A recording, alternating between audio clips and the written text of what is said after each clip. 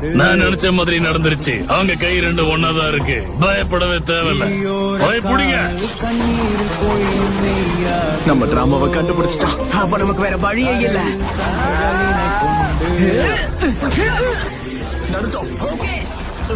அறியாமையாலே மண்ணெங்கும் இன்பம் உண்டாகுதோ, எங்காகிலும் பார்த்தது உண்டோ,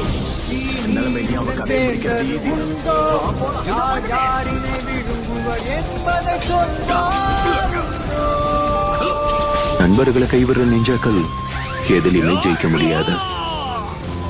உள்ளுக்குள்ள எவ்வளவு பிரச்சனை இருந்தாலும் இவங்களை யாராலையும் பிரிக்க முடியாது.